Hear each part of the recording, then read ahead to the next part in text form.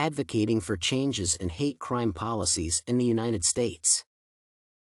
Police brutality in the United States is an issue of rising concern because of the severity and highly prevalent instances of newly reported cases. Although hate crime policies in the U.S. seek to abolish the mistreatment of others based on their identity and personal features, the current regulations are deeply flawed because they do not target the root causes of violence, are exposed to bias, and vary across the country. Individuals in top government positions and legislators challenge the law's intent by attempting to add law enforcement officers to the class of individuals protected by hate crime legislation. However, lawmakers and the general public should advocate for altering hate crime laws to include more defined frameworks in punishing incidents of police brutality and other bias-based violations against individuals.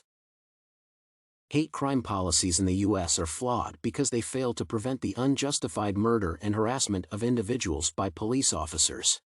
The issue is problematic as minority groups, primarily individuals from the Black community, suffer at the hands of law enforcement.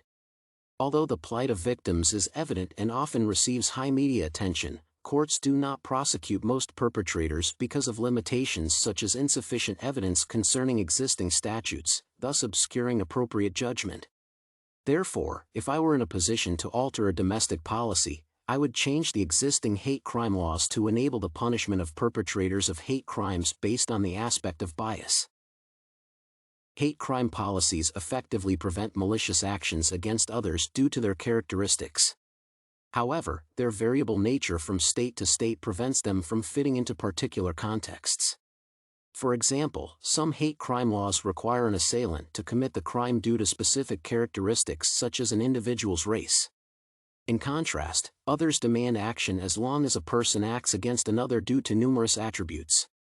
On the other hand, some provisions require proof of bias before a case is prosecuted, which introduces issues when dealing with cases involving police officers. Therefore, it is necessary to align hate crime laws and develop a framework that targets general motives instead of diving deep into jargon and legislative concerns. Altering these laws can encourage more officers to act rationally before firing their weapons. The legislative process and the presidential executive action are initiatives that allow altering domestic policies and laws. The legislative process begins when a representative sponsors a particular bill, and it is assigned to a selected committee for further study. After a committee approves the bill, it is put on a calendar to allow voting, debates, and amendments to the proposed legislation. The bill then moves to the Senate if it achieves a majority of 218 out of 435 votes. The bill passes through another committee in the Senate and is sent to the President, who can either veto it or sign it into law. On the other hand, a presidential executive action refers to a signed, published, and written directive from the U.S. President to alter or amend a particular act of the Constitution.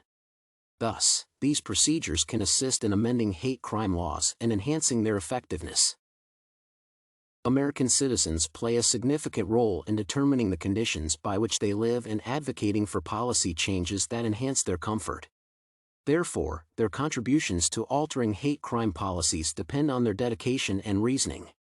The public can influence policy changes through several channels, including establishing activist groups and public opinion based on research findings and framing evidence into dominant narratives. However, it is necessary to press for changes because of conflicting interests and diverse individual opinions. A news report by Kiara Alfonseca on ABC News suggests that more than half of police-related killings in the U.S. over the past 40 years have never been reported. Thus, these statistics reflect the ineffectiveness of the current hate crime laws as more people prefer that crimes go unpunished instead of dealing with the flawed system. All American lives are precious and should not be undermined by regulations that do not address actual problems. Hence, altering the current hate crime laws can prevent law enforcement officers from abusing their power and authority to harm others. Moreover, it will help the United States realize its dreams of equality and a peaceful democracy where all people enjoy their freedoms.